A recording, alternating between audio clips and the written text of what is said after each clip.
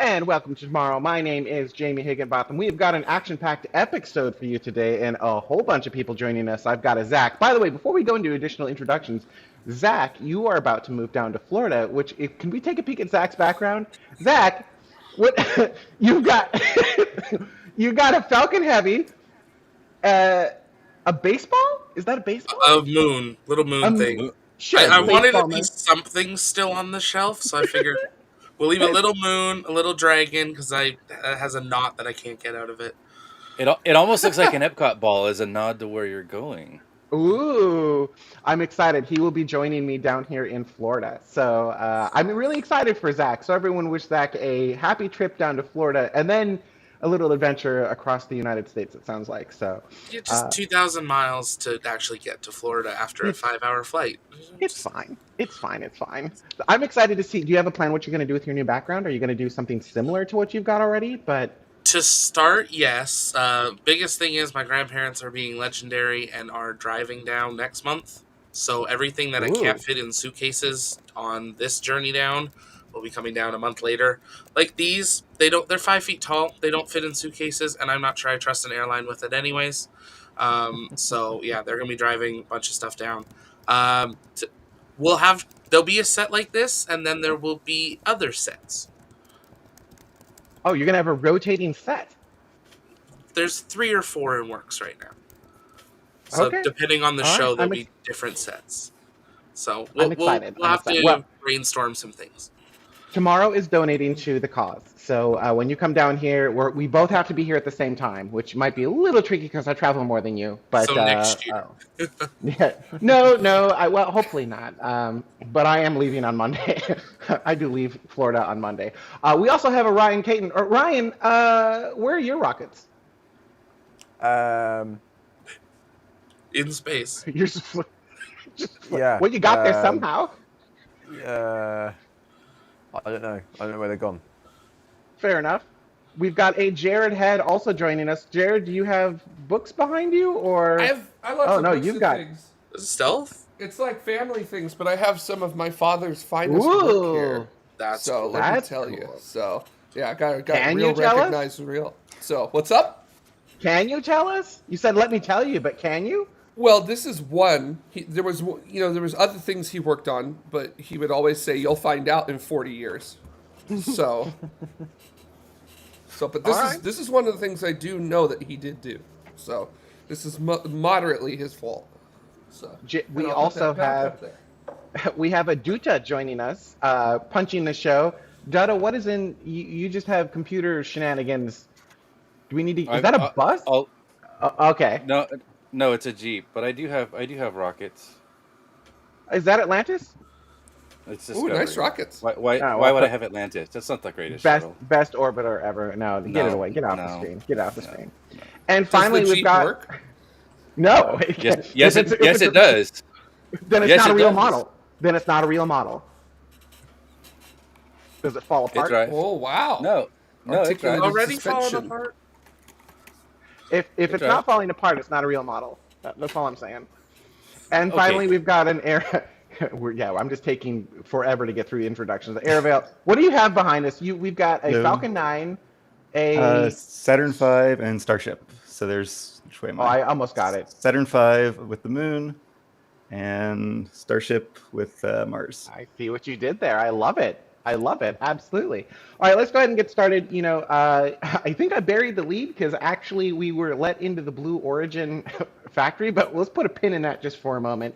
And there are rumors surrounding United Launch Alliance. We talked a while ago about Blue Origin potentially buying United Launch Alliance, which I thought would be really good because then we could maybe move Tory Bruno into ULA, have him run not ULA, into Blue Origin, have him run Blue, and maybe they could actually, launch something. But now we're hearing rumors. Well, tell me I'm wrong. But now I'm hearing rumors that Sierra Space might be interested in buying United Launch Alliance, which I'm not sure if that means that the talks. Well, first off, we don't know that Blue was ever actually looking to buy ULA. It's all rumor. But if that rumor was true, I don't know if that means that those talks broke down and Blue was like, no, we're not doing this. I don't know if ULA wanted another participant to get them into a bidding war of sorts. Although I don't feel like Sierra would have the financial wherewithal as like Jeff Bezos, so that doesn't feel right. Um, so I'm just curious, like, let's go around. Like, what do we think about the idea of Sierra purchasing United Launch Alliance? Like, how would that work? What would that look like in the industry? I'll start with Zach. You're in the top area right over here, so I'll start with you. Boop. I think it would shake up the industry quite dramatically. I think Sierra Space would go from this, I think a lot of us have hopes that they'll be able to scale and become a very large player in the industry, but being able to take over something like ULA, it would dramatically change it. It would equip them to be able to do more of their missions that they want to do, being able to launch themselves like SpaceX does. Having that capability really does kind of change the game and save quite a bit of money in the long run if you're able to do so. Thinking back to when we had the rumors of Blue Origin, when that came out, it said that there was 3 companies that had kind of started bidding on ULA, Blue, and then 2 others that had stayed private. One of them, I believe, came out later that it was some sort of private equity firm. But then that third one, we still had never had a clue. So I wonder if it was Sierra all this time. They've stayed quiet. I don't feel like we know a ton about what Sierra does other than the updates we get on very specific projects. But maybe they've been working on something on the background that we don't know. I think the big question is, can they afford it, and what's the number, Well, or are they some going to lead a coalition that buys it like ULA was? Could we see some Sierra with some? According to Reuters, they're reporting that the value of ULA could be around 2 to 3 billion US dollars. So there's a few zeros on the end of that price tag. earlier in the chat, someone mentioned that ULA was asking for 4 billion, and it's possible. Oh, there we go. The rumor is ULA parents wanted too much, like 4 billion, and Blue wanted to pay 2. I feel like Blue is a little closer on like 2 billions is a lot, but when you think about it, you're like you are buying a lot of infrastructure. You're getting access to a lot of launch pads. You're getting rid of a whole bunch of potential red tape with the Space Force, and like access to everything necessary to launch in multiple orbits, right? So it fast tracks you, which is why I thought it was an interesting idea for Blue because, well, for twofold. Ultimately, I thought it was really good for Blue because if they could take Tory and inject a Tory-like mentality into Blue, but then also the Blue mentality of reusability, actual reusability, not smart reusability, on top of those two things, like that'd be really great. JTTV, 2 billion seems way too low. Well, sure, but what does ULA really have? Right? They've got And infrastructure, but it like depends on how the contract is structured too. Because coming from somebody who was at a failing space startup, um, there's a lot of people that come out of the woodwork to buy little chunks, or to buy the whole thing in whole, the thing in whole, and a couple of the people that were entertaining purchasing Virgin Orbit were entertaining purchasing all of the employees as assets as well. So you still have that in it, that tribal knowledge of how this system works, how the company works, how to do what they've been doing. Do they come in the deal, or are you just buying the plant, the floor, the buildings, and the IP? Like all of that is still up in play. So how much is all of that worth? Who's to say? in a 5 billion modern, doesn't seem unrational. I don't know, in a modern rocket world where everyone's racing towards reusability, we've kind of proven that it works. And you've got this company that basically makes expendable rockets. I think the valuation of that goes way down because they don't have a modern technology stack able to keep up with Firefly, um, Rocket Lab, SpaceX. Um, I'm missing a few. No, no, but they've got a stellar track record for the up part. Sure. They have a stellar track record for the up part, but they can't. The problem with aerospace is, you know, we figured out most. Actually, I think Jeff Bezos mentioned this in his tour with Tim Dodd, the Everyday Astronaut. You know, we figured out most of aerospace way back in the 60s and 70s.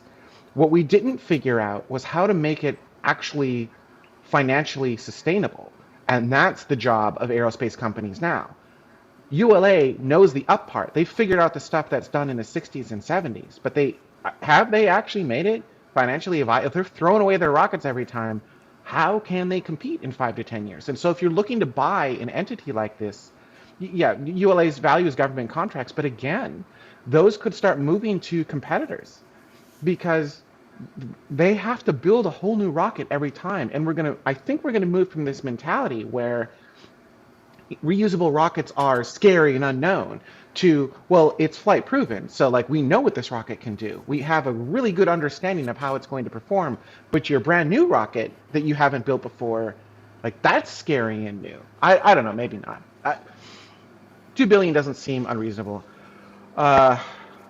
Your organization's value is determined by how well you run your financials and ensure, yeah, okay, yeah, so it's,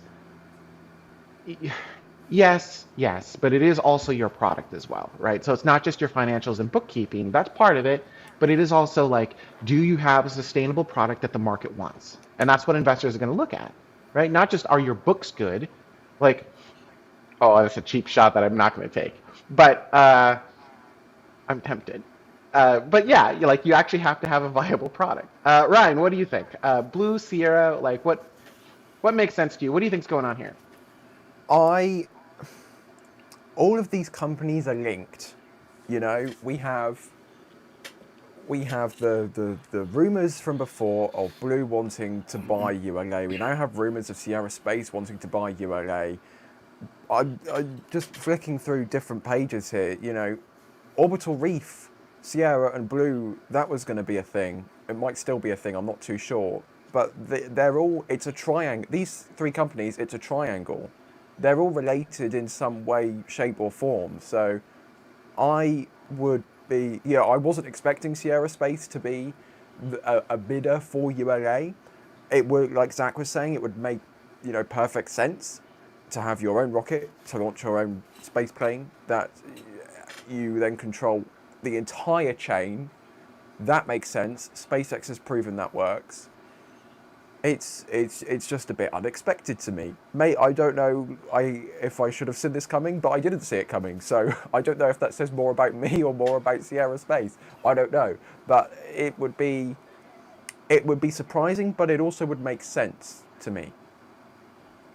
Also, I am a little bit sad because I do like saying Blue ULA, which I won't be able to do. Maybe Blue and Sierra will buy ULA, so it'll be Blue Sierra. Good, thanks, Ryan. Thanks, Ryan. It would be That just interesting. rolls off the tongue. Yeah. It would be really cool. Like I don't know. Mad props to Sierra for a long time for keeping Dream Chaser alive and actually like figuring out how to make something out of that. I think we're all have been cheering them on, and I do kind of like the idea of them having their own technology stack to launch. I guess it would be Vulcan at that point to launch. And Yeah. Bigelow's inflatable habitat. They're developing that concept as well. So Sierra purchased out the. I don't know that they purchased it, but they're using the same concept. Interesting. And Wonder how- Sierra's been really good at raising funds. I mean, they're valued at 5.3 billion a few months ago. They raised 1.4 billion in a matter of about a year and a half or so. So, if their investors are willing to put that stake forward previously, if they go to them and say, "Look, we're going to buy ULA out. We have these confirmed government contracts that would transfer, and it gives us this ability to launch ourselves theoretically as often as they want to." Tori Bruno has said Vulcan they want to get by end of next year if they can every 2 weeks have a Vulcan on the pad. Probably gonna be a while till we see that, but if Sierra Space can take that over, their investors might be willing to put that money forward. They're going to build a Vulcan every 2 weeks because that's what he's saying. That's what that means. Once right? I think now that they've shut down Atlas manufacturing, they're slowly converting everything to it. So theoretically, I'm going to hereby declare shenanigans officially. Jared, what do you think? Blue, Sierra, what makes sense here in your mind? Speculate for us. Well, I was gonna say, it seems like over the past almost decade, the bids for Blue or the bids for United Launch Alliance are a dime a dozen. Like we had Aerojet Rocketdyne back in 2015 saying put in a bid for United Launch Alliance, and ULA kind of went huh, and then threw them, brushed them off like a gnat in their face. Kind of with that there, and they're still working together, right? The Aerojet Rocketdyne provides solids for the Atlas V launch vehicle. Or is it Vulcan? Well, one of the two. They're They both provide Gem 63s. It's just Vulcan has the extra large variant. they provide they have solids in that region, I guess, in that ecosystem, that architecture with things there. So I'm really interested to see if Sierra may actually be putting in a potential bid on that there. Like that would be really. It's just an interesting thought that your payload would end up buying you, but stranger things have happened in this industry before. So Does that we'll just have not to- show the we'll shift have to in the see. industry, though? Exactly what we were talking about earlier, where the whole industry has shifted and changed.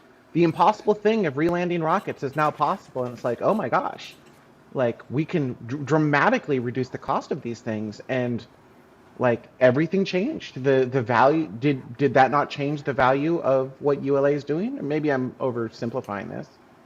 I would say it definitely changed what would have been the hopeful strategy of what ULA was doing. Except unfortunately, it would appear that a lot of what has occurred, ULA has been digging in the heels as opposed to going for the new ideas. But then again, if you still have customers walking through the door, it's a little difficult in order for you to want to change what is a good revenue stream for you. So, and also, kind of working with DoD and things like that, you know that there's going to be some sort of consistency in terms of the money that you're going to be getting. I don't remember, does ULA still have that assured access chunk of change that they get from the U.S. government, or was that something that was finally spirited away once they Did they lose did that with the demise of Atlas? Yeah, I don't know. So Atlas is still going. Atlas, they still have a whole bunch of Kuiper missions to fly for Amazon, right? That they're looking at, hey, we have Dream Chaser, we want to modify within a couple of years. Starliner may not be certified after this, probably won't be. They've got a limited number of Atlases already booked. Could there be a play in their mind of, we take over Atlas and Vulcan, we have a vehicle, it was originally designed for people, moved to cargo, we need to put it back to people, especially with Orbital Reef and other things. But if the ISS gets another extension, which we've been doing since the mid 2010s, maybe there's a play there. I don't know. Are they that smart? Is that Hey, remember that commercial crew contract that you denied us? How's that looking for you? You want I those mean, Atlases? Give us another contract. Oh, you want some assured crew access? Do we have a plan for you? Let me just say selfishly, I would love to see a crew variant of Dream Chaser full Same. station. Like, Same. oh my, yeah, right. I think every space nerd is like that. I want that. I think we've wanted that since the the HL-20 finally flies. I love Dragon, but bring it on. I love unredacted Yeah, mini space planes. But yeah, we do have a redacted mini space plane. I don't know, like, how many times, if you look at that contract, right, and like you look at Boeing's contract, what is it, five crew flights, 6 crew flights, something like that? 6 operational, but that's from Yeah. now. So if they need more test and certification flights, they run out of Atlases. But if we're talking about moving, there are no more Atlases at this point. So, well, I think in this theoretical scenario, wouldn't Sierra use Vulcan to launch the crew Dream Chaser? And at that point, Probably. they're going to have to prove that it works, and that's going to be on their dime. And then they're really only looking at, I guess, taking over Boeing, assuming Boeing would want to give that up, which, Boeing is a partial owner of ULA, so maybe there's some sort of negotiation that can happen there. Like, we're buying ULA and we get your contract, but like, I don't know how NASA's going to deal with that. That's going to that's going to be weird. I don't know. This feels weird. This feels like this doesn't sit. Well, I You was know, I'm gonna thinking be like taking honest. over Boeing's contract, but placing himself into a place of we work. Do you want it? Like maybe. because Vulcan's getting its second flight next month. So as a vehicle, it's very early, but it's starting to get that. They need to fly Dream Chaser. I Yeah, but don't. Yeah. you can't underestimate the value of the people that are making that happen. I don't see Boeing leaving United Launch Alliance because they are getting money out of United Launch Alliance. So like, that's good luck getting them to walk away from something like that. So It feels like Lockmart and Boeing want to get rid of ULA though, doesn't it? Oh, it feels like, or maybe ULA wants to get rid of Boeing and Lockmart, right? It was brought up earlier in the chat room that Boeing and Lockmart can sometimes hamstring ULA and make it difficult for them. I don't know how true that really is. Like, I don't work in their world, but like, that passes the gut check. So, If they're uh, not being funded to do the risky things to be able to advance in their technology, like yeah. ULA would just be floundering, which seems like they generally have been. They got a reduced scope of reusability with their Vulcan and Aravel, I haven't hit you yet, so I'd like to hit you next. Also, I do find it a little humorous that in the cropped image we lose the Saturn V, and all we get is the door. Perfect. It's like it just like perfectly cropped your door somehow. Anyhow, what do you think, Blue, Sierra? Like, what's your take on all this? Yeah, so I'd be excited if Sierra got them just because that's a third competitor then and you have that diversity of options. Whereas if Blue got it, then you kind of are basically down to like SpaceX and Blue ULA. Um, I was very surprised, kind of like Zach was saying, that Sierra is worth so much. It's like 5.3 billion, and ULA is worth 2 to 3 billion, and ULA has like Vulcan and all this infrastructure and all this expertise, and Sierra has like a cargo Dream Chaser which is about to fly and some development work on the life module. I'm not really sure why they're worth so much more to be able to purchase ULA. That kind of surprised me. And then also, I think the value of ULA is all of the backlog of contracts they have. I'm not sure how much that all is worth, but they have like a bazillion Project Cooper launches. They have hopefully 6 more Starliner launches. And they're also one of the 3 competitors in NSSL. I guess lane 1's been released so far, but presumably they'll be in lane 2 as well. So if it's just Blue that buys them, then suddenly you're down to just SpaceX and Blue ULA for lane 1 right now, and I guess lane 2. Whereas if Sierra buys them, you still have 3 competitors. It's Blue ULA. It's Blue ULA. Blue The ULA. one thing to note though is that wasn't it just 2 competitors for decades? It was Boeing and True. Lockmart. Boeing at that time just Lockheed. I don't think it was. Well, maybe it was Lockmart. But like, how is that any different than what we had for? Yeah. I don't remember the time. I don't remember where these all went. You But had McDonnell Douglas and Convair and some other groups, and then everybody bought everybody, and it kind of became an amalgamation. And then all of a sudden there was a realization of, oh my gosh, we're both destroying each other. Maybe we should team up. And it was like Avengers Assemble, I think that's an like oversimplification of what and happened then there, Jared. There and was a then little. like and then like phase 4 of the MCU, it just kind of fell flat on its face until SpaceX came along. I think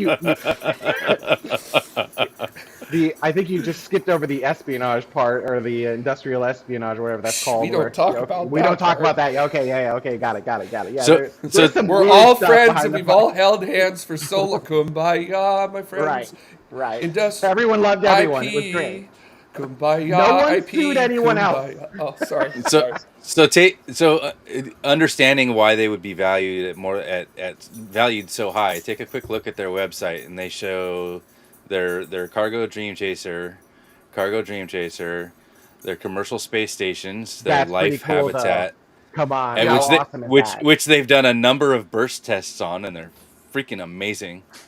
They've got rocket engines and propulsion. They've got electrical power systems, national security, and you do not know how big that iceberg is. Oh, There's no way to know. That's the other thing. There's no way to know. Yeah, exactly. Environmental systems, space technologies and subsystems, and this I bet is a large part of their business because they can specialize in docking rings and all this for like everybody, and You just buy that thing, and that's what they're good at. They've got human space flight, and I'm gonna call BS on that one for a little bit because they never got to prove it.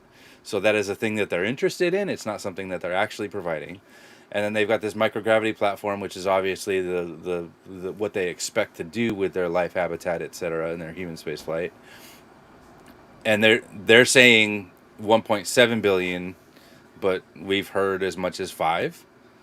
So like they're a company that's clearly doing stuff in the industry, and they have been for a very long time. And I bet a lot of the stuff that they do, we have no idea about. I feel like a really big component of their value may actually be the fact that they also develop satellite buses and things like that as well. And that is something that's never slowed down in terms of the commercial sector. Nobody has ever said, "Hey, hold up, we need to not acquire new satellites here at any point." The changes in the design of those satellites may have been a driver in certain things like volume and number of, but nobody has ever said, "Hey, hold up."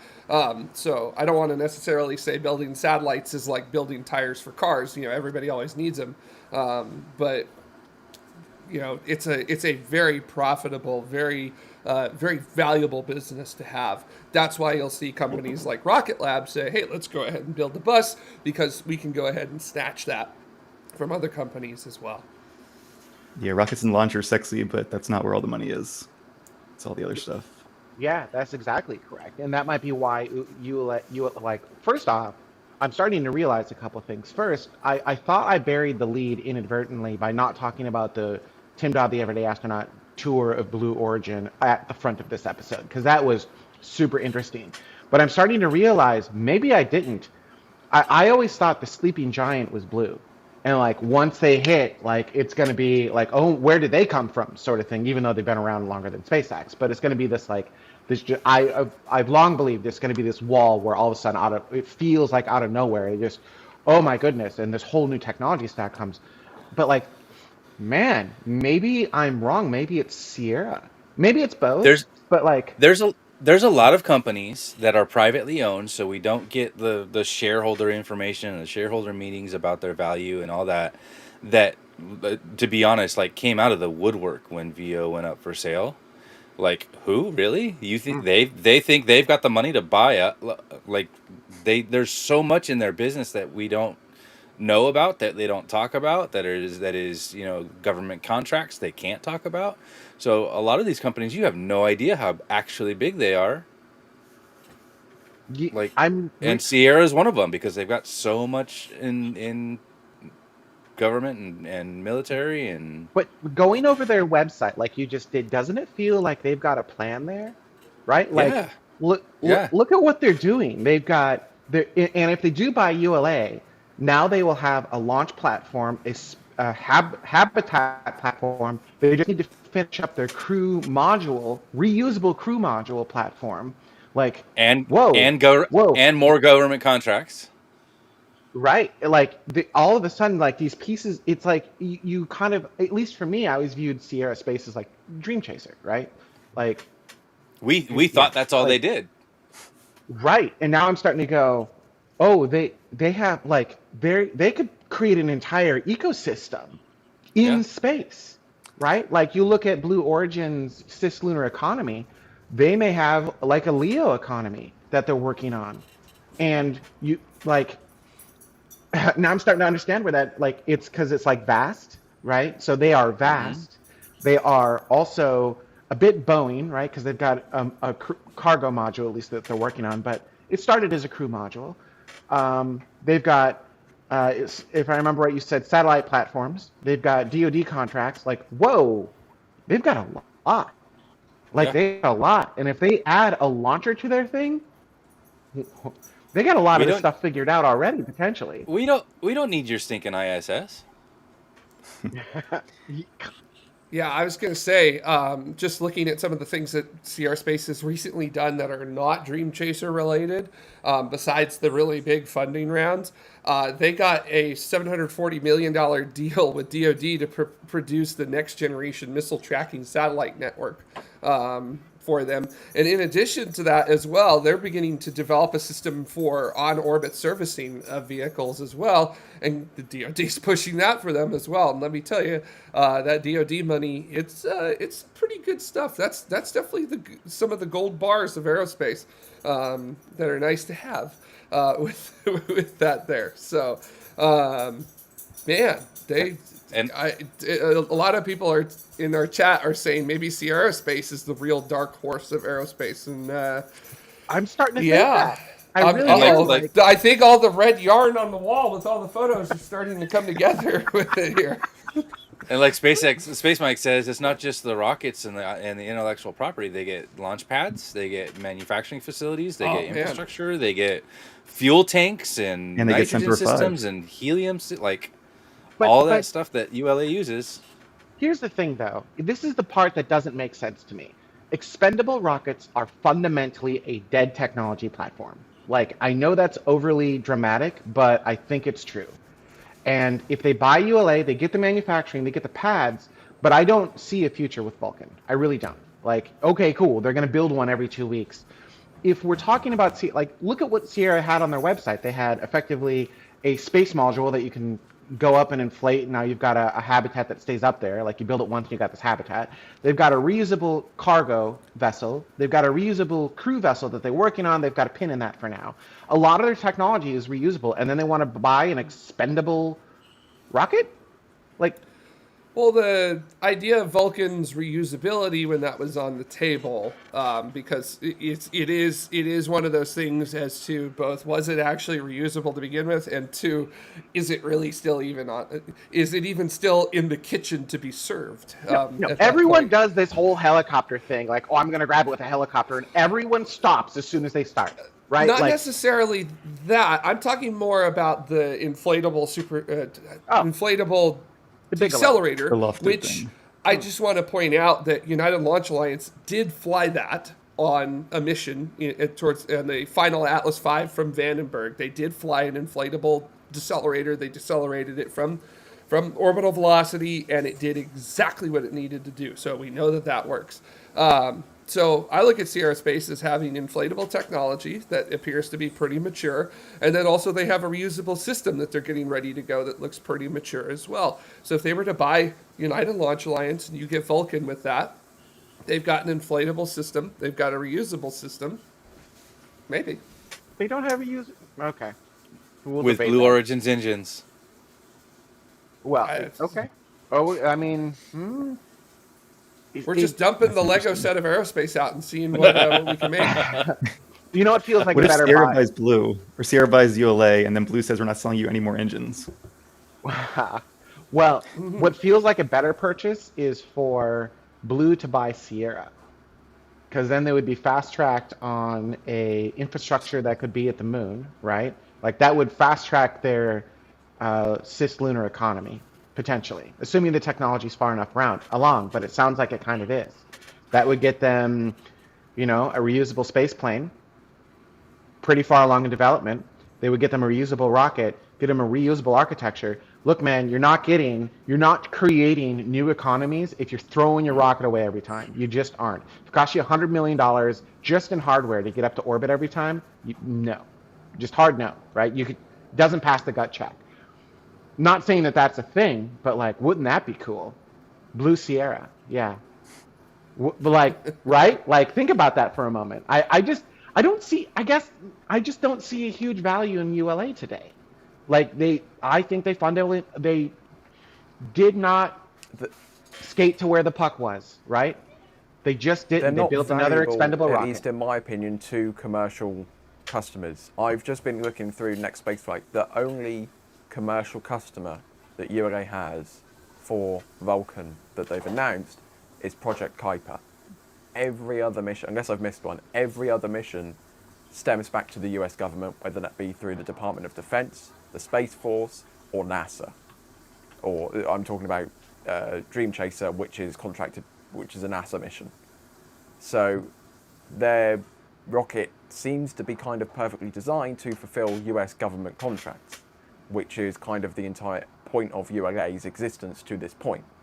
So I agree with you that this isn't the future, but this ULA isn't designed. I don't think ULA is designed to build the future. I think ULA is designed to launch the US government's spy satellites. I think that's why ULA exists. I mean, you're not A wrong. good thing or not, that's an argument we can have, but that's what I think ULA exists for. Yeah, I In a found a way, post from Tory from 2 years ago. He said at that point they had sold 70 Vulcans. I don't know to who, but if they've sold 70 then, I think Vulcan's eventually a dead end, but it might take a while to get to that.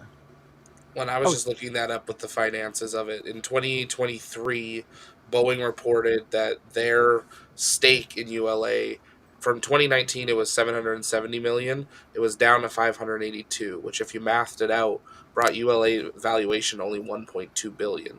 Now they've won some more contracts since then for Vulcan, which from some people's rough math is about $3 billion in promised contracts from the government right now. I think, like Ryan was saying, it's a government launcher in a way that we were talking a couple weeks ago with Ariane. You know, it's being able to allow the European market able to launch on their own vehicle.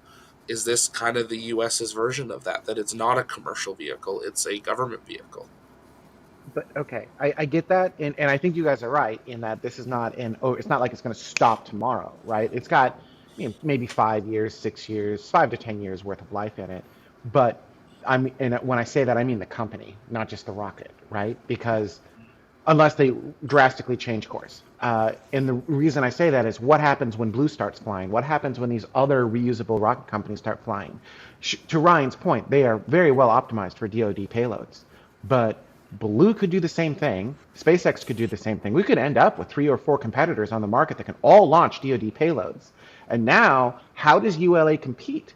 What do they have that allows that? Like, why is the government spending all of this extra money for ULA? Maybe they've got some sort of secret, like something that I'm not aware of, but like they're just not going to be able to. Lots of different places, maybe. I'm just Maybe. trying to spitball What are they- medical things here. I mean, they've got facilities everywhere. Sure. That doesn't. What do they work. have? What do they have? They have 5 years to make their rocket fully reusable. Good luck. Good luck. Right? Because by that time, these other super ultra heavy lift rockets will be online, and those big, huge, really cool spy satellites or whatever they want, weather observation, whatever, the big, huge things that they've always been constrained on, all of a sudden, that technology stack gets unlocked, and ULA won't be able to launch that. They can't compete on price, and they can't compete on payload. So I just don't see it. I don't see it. Maybe I'm wrong. James, galactic. What? Good luck. Good luck, have fun. Good luck, have fun. Good luck. Have fun. That's relativity. We'll see. I mean, time will tell. Time will tell. Any last comments on this one? Like we've spent. I am fascinated by this. I just did not understand how far along Sierra was, and now I'm kind of excited for him. I don't know about you guys, but like, oh my god. Like, I'm how looking cool. forward to sitting back over the next 6 years with some popcorn and just seeing how all of this plays out, because it is going to be. I think we're now approaching the point where everything is about to explode in the best sense possible. It's gonna be absolutely crazy. It is certainly a fun time to be alive. We are watching a revolution of humanity, and this is the moment. Like, these are the defining moments where we will start actually reaching out into space and setting up permanent civilization away from Earth for the first time. It's super freaking inspiring and super cool, and I'm just excited to be a part of it in some small way. Any other go backs on this topic? Because I do want to talk about Blue more. Talk more about Blue, because also exciting, we actually got to see inside their factory. So any go backs before I feel like you can see the manager in me now, right? Where I'm like, do we have any go backs? Do we shoot? Okay, you two do one-on-ones later. We're gonna pin this. We're gonna pin this. We'll We'll make this an email later. Yeah. So, you know. You guys That's go ahead good. and break. You guys go ahead and break out after this, and you come back to the group. We'll set up a recurring meeting. We'll get this started in 2 sugars, please. We'll circle back to that exactly. All right, let's talk about Blue, because, oh my God, Tim Dodd, the everyday astronaut, did the impossible, and like, wow, I tried. No, legitimately, I tried for years. I actually stopped trying. I tried for years to get anyone from Blue on the show to and you know us, right? Like we're not sitting here like trying to beat up on you. I just beat up on ULA for 40 minutes, but you whatever. When we have a guest on, it's about inspiring the planet, right? And so like we're all about like, hey, tell us the cool stuff you're doing. We've been trying to get Blue since we were Space Vidcast. Yeah, oh yeah. Oh yeah. Since what, 2008, 2009, somewhere in there? Yeah. We've been trying to get Blue on the show. I got close a couple times. I got really close. And then their public relations team got wind that a guest was going to be on the show, and the guest immediately backed out. And I'm like, oh, man. So I truly, anyone. Zach, have you ever tried to get Blue? I talked to some people at it, but not try to get them on the show. It seemed to the point. And I don't want to knock Tim. He's incredible. I wonder how much we put on Tim of actually getting this. I wonder how much of this was Jeff calling Tim because of how many things have happened with Starship. I mean, And being like, matter. hey, we're almost... No, it doesn't matter. I'm glad it happened. Doesn't matter how it got there. He got there. He was in the right place to get it, to bring it, and then the level he brings it, of course, is always incredible. Oh, yeah. Like, I don't care how he got from point A to point B. He got to point B, and I was unable to get there. Like, I think none of us were able to get there. Like, well, is Blue shifting? He closed. We're seeing more stuff on social, too? Like, maybe there's finally that shift that, hey, we're almost at the pad. Let's start talking. They were much further along. So first off, I do want to point out did they have a shift in personnel that maybe unlocked this? Yeah, new CEO. Someone at the top. Well, and this is actually, it was brought up earlier in the chat room where I was like, hey, you know, the best thing that could have happened to Blue is installing Tori Bruno as the CEO of Blue. I think that would have been very powerful. However, they did install, and forgive me, I forgot his name. David Lemp, I think. Yep. Seems to be doing a great job. Like, yeah. I don't think Tori is required at Blue anymore to light a fire under their ass. Like, at least from what I saw in Tim Dodd, the Everyday Astronaut's video, like, they're pretty far along in the manufacturing and they're truly thinking about reusability. And also, they seem to have a pretty good understanding of like some of the trades that you make on these things. I was very impressed. I also just want to say, one of the most impressive things that I saw in that video was when they went, they were looking up inside of a tank, or they were looking up in an area, and it was not cleared for public release. And I don't think that was ITAR, I think that was IP. I don't think that the Blue, which, understandable, right? And they had to blur everything out, but they did not blur Jeff or Tim Dodd, the Everyday Astronaut.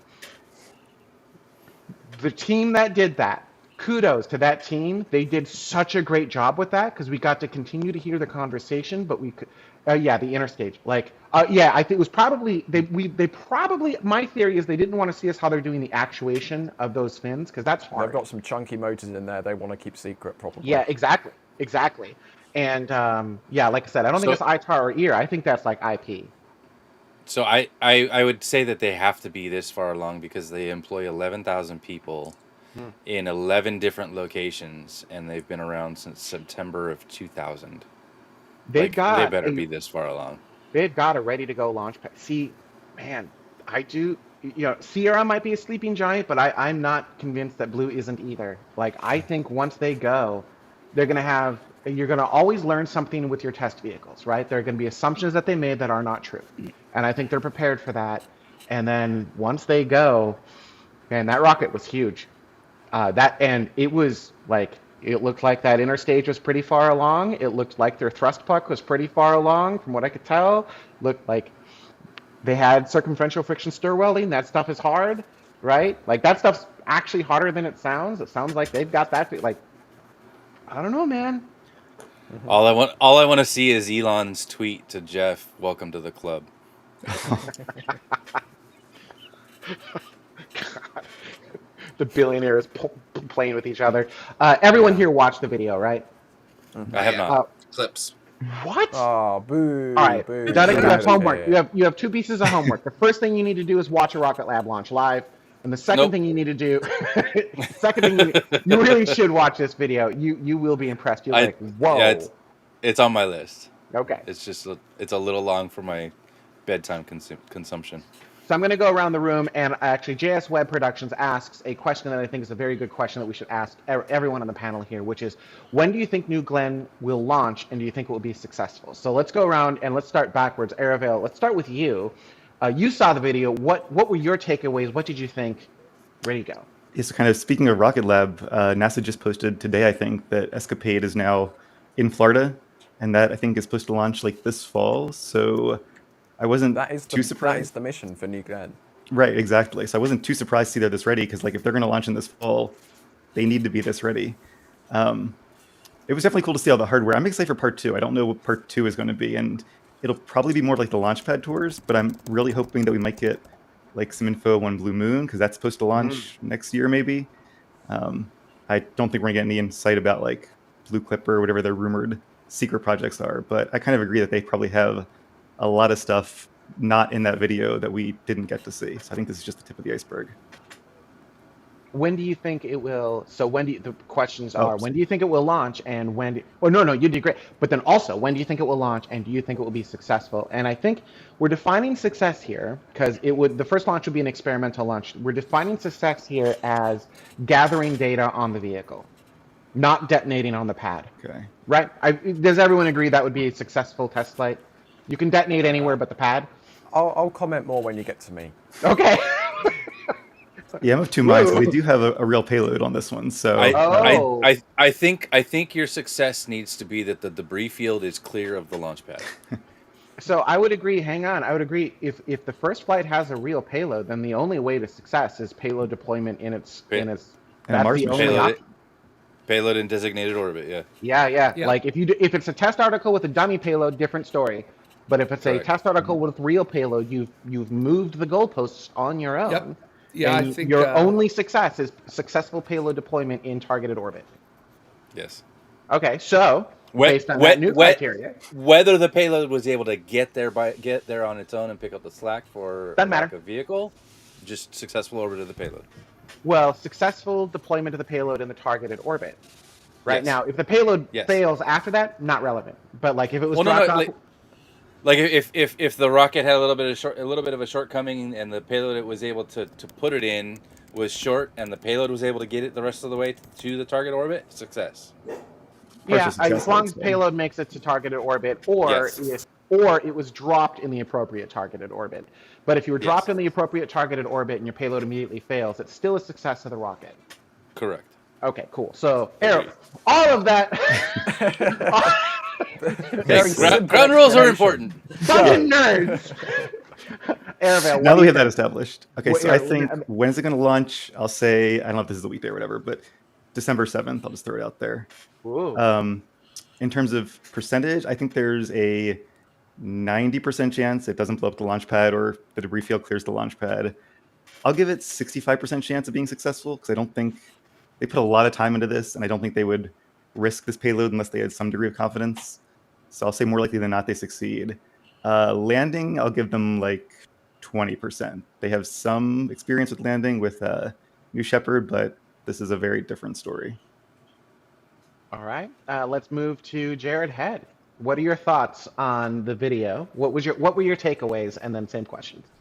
Well, my takeaways were that it was very nice to finally see some things. Also, right, Jeff.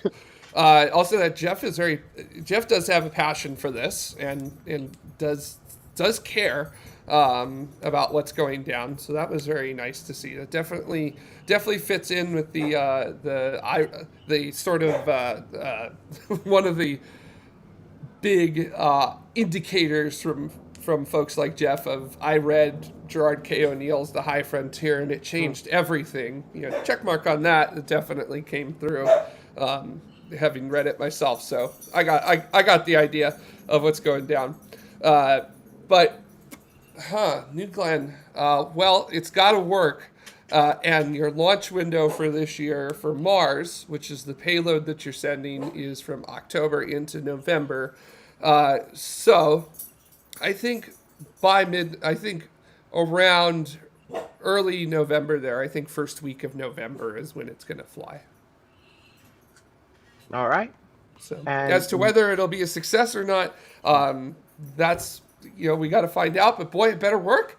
And if we're holding everybody to the same standards, then yes, it has to go all the way to successful payload deployment with that there. And then just because you've got that puts a lot of pressure on things, because the initial flight of Ariane 6 just a few weeks ago, that did not get its second round of payloads out or restart its upper stage engine like it was supposed to. So you can have a failure and still do most of your stuff right. So yeah, so let's get it right, because this is the only Mars mission the United States is sending during this launch window. So let's do it right. Let me also, you touched on something, which was Jeff clearly showed that he's a rocket nerd, and there are a lot of like fanboys out there that are trying to compare Elon and Jeff, and I don't think that's fair. They're both rocket nerds. Like, they're both passionate about this stuff, and like, I'm sure one is smarter in one area and then the other in another, but at the end of the day, Jeff clearly cares enough. I call him Jeff like I know him. Mr. Bezos clearly knows enough, or cares enough, and is passionate enough to do a couple things. One, he went down to recover the F1 engines from the Saturn V. Like, this is, like, he was like, yeah, let's go do this. Is important. Let's go do this. He wanted to make that happen. That's not easy to do. He started an aerospace company with the intent of creating a cislunar economy, right? And then when he's doing this tour, he clearly knows how these things are going. Like, he took the time to understand it. So I don't think those comparisons are fair or necessary. I think they're both space nerds, and that's okay. That's just my yeah. Again, like more rockets is good. More space nerds in high positions in places is good as well. So yeah, so there's this whole, like, we don't like him because there's this weird trend where we have to hate on billionaires, and I don't get on board with that. Like, until I know the individual as a person and can tell whether they're good or bad, a lot of people will take these, multi-billion-dollar conglomerates like Amazon, and any problem that happens is the CEO's fault or whatever. And I don't think that's fair or useful. So I just don't subscribe to that train, right? Like, success does not mean you are bad. And there's this thing where it's like, oh, well, you must have, I don't know. I don't agree with any of it. Now, I'm sure some billionaires are horrible people, but that doesn't mean that all billionaires are. And they're people, right? They're humans. They make mistakes. They don't make mistakes sometimes. Like, they do good in the world. They do bad in the world, just like every single one of us, right? They just have a lot more money. Anyhow, sorry, that's my little There are worse things tangent. spend it on than rockets. Sure, yeah, absolutely. And like the idea that he wants to elevate humanity to show, well, whatever. Ryan, how about you? Same thing. What was your takeaway on the video? I've got a few things. I personally, my opinion is that Jeff seems to be has a deeper understanding of the systems at Blue compared to Tim's tour with Elon at Starbase that he released a few weeks ago. I don't know. It just seems like Elon seems to be more of a overarching, making life multi-planetary, like he spoke about that for like 20 or 30 minutes during his tour. Jeff seems to be like, here's this component, here's how this component works, if you kind of get what I mean. Yeah. I also think it's important to point out that this Blue Origin tour was recorded before Tim's last SpaceX tour, and is released afterwards. So there's clearly some long lead time on that, which you can go into the Blue's policies or whatever with that, which I think is interesting. I think New Glenn will launch in October for its first flight. I think it has a 95% chance of a fully successful mission and a 50% chance of sticking the landing if they go for it. Those numbers may seem very optimistic, but shameless plug, NSF has been doing Cape flyovers for years now. We've seen this hardware. We've seen them working on this stuff. They didn't start yesterday. They've been working on this stuff for years, and we have evidence of that. We just haven't been able to see inside before. So being able to see inside allows us to be like, whoa, our theories were right. They've been working hard on this stuff. I think especially that they have such a high-profile mission going to Mars on their first flight, I think they have a pretty good chance of sticking it. And I am very confident in Blue. If they don't do it, I will be surprised. Ryan, I'm going to ask you if we can build a NSF shameless plug graphic that we can put over you from time to time. I'll ask Chris if we can build that, if you'd be okay with that, because I think that's hilarious. I do want to point out, like the amount of time it took for them to release this was abnormally long, and it could be a few different variables. Although one of those things is I felt like Tim Dodd, the Everyday Astronaut, was given additional access to look at a lot more stuff than he got at Starbase, and he was able to Mm-hmm. see into things. And Blue may have had to look at every single piece of footage for export compliance because they're on the hook for ITAR and EAR, as well as Tim Dodd, the Everyday Astronaut. So it is the ITAR gods had to be pleased. Now it could be IP too. Like I don't know what he went through. I have no internal, but like I remember him being like, "Let's look down this whatever." I'm like, "Oh my god!" Like Yeah. they just brought the cameras in, and it was like, okay. And then they had to do a whole bunch of like, "Well, no, we can't actually show that," but there was interesting conversation, and that takes time, which means now they've blurred all the footage. But just because it's blurred, it still has to go back through export compliance again to Yeah. make sure that you can't unblur it, to make sure that there's enough, like all the detail, like there's a whole lot there. Mm. And so, yeah, Some I think companies take export compliance more seriously than others. I'm just saying, like he had unfiltered access, and like they had to be Yeah. careful with regards to export compliance. And by the way, they really should. Like we don't want this technology getting into the hands of bad people. So like it was good Yeah. for them to take a moment. And anyhow, I also Zach, think there oh, might go be a ahead. little element of hype around this as well because we've seen this before with Tim Dodd, the Everyday Astronaut tours. He toured Stoke Space. Nobody had heard of them the day before. He releases that video. Suddenly they're the coolest company on the block, right? So this has happened before. I definitely think we know who Blue Origin are at this point, but just because we've been able to see inside for the first time doesn't change the company. It just changes the vast majority of the community's perception of the company. The But I Team think Dad bump. perception's very important because perception leads to your ability to hire great engineers. If great engineers don't perceive you as being able to do something of importance, they may opt to go with another company that they perceive as being able to do something of great importance.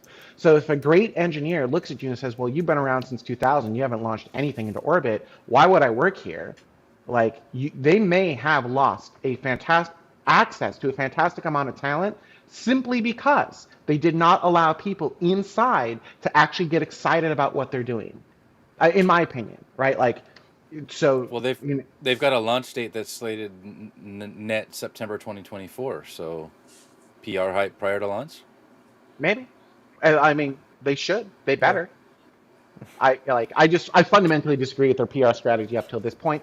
Now that we've gotten to see inside, like, yeah, do that. Inspire the planet. Get people excited. You're going to get better engineers who are really like, oh yeah, I want to be a part of a project that I can make a difference on.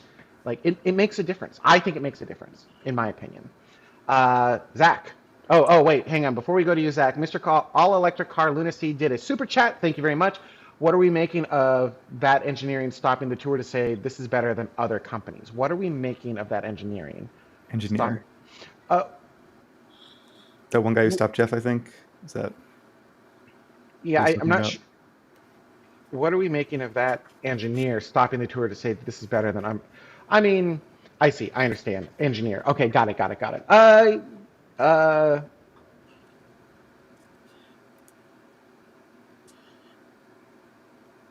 I don't know. Go around me. I don't know that I have a thought. I don't know that I have a thought that I can share on air. Zach, we'll come back to that super chat in a moment. Zach, let's finish what was your takeaway?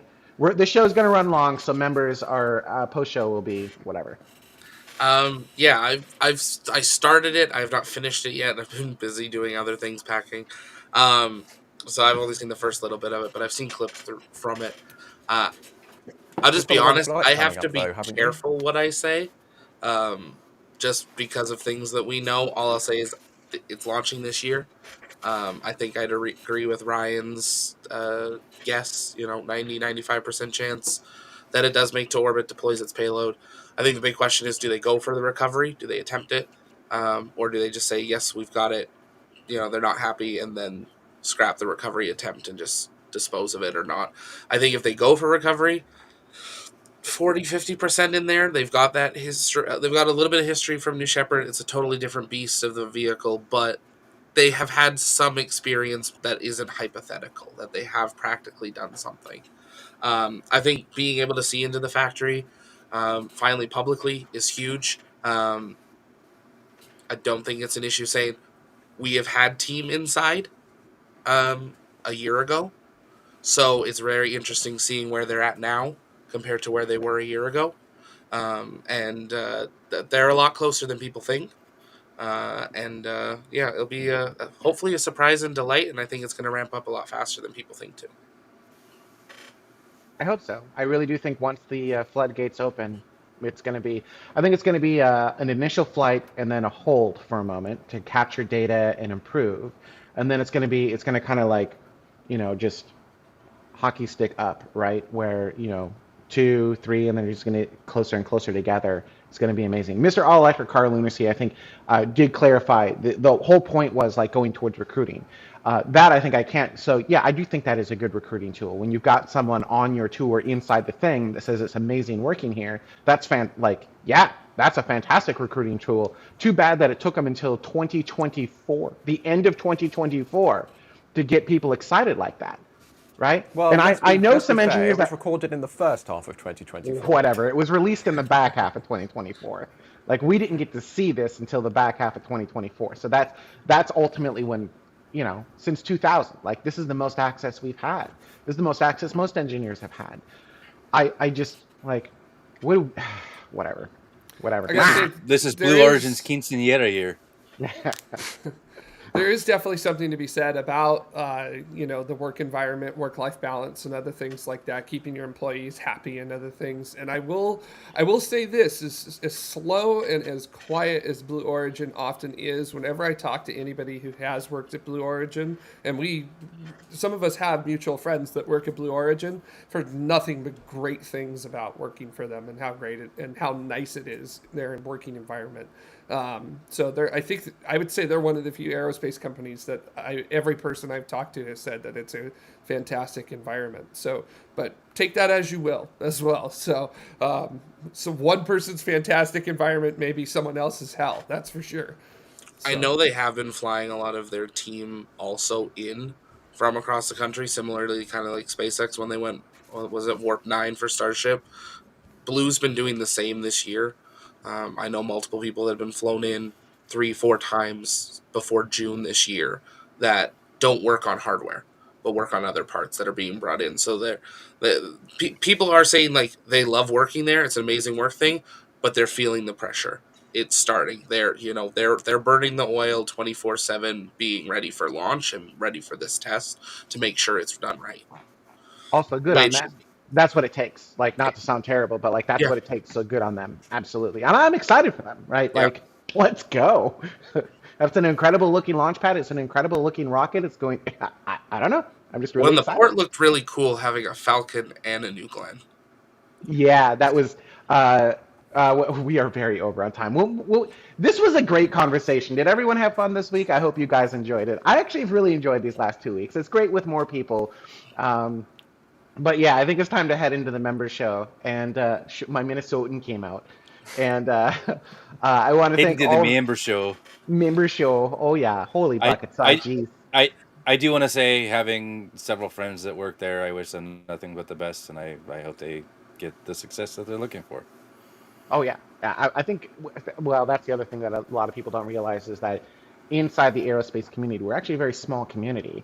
And so we all cheer each other on, right? So, like, when there's a problem with a vehicle, we all reach out and we're like, oh, I'm so sorry. Because, like, that you've put your blood, sweat, and tears into that vehicle. And you know how that feels when something goes wrong.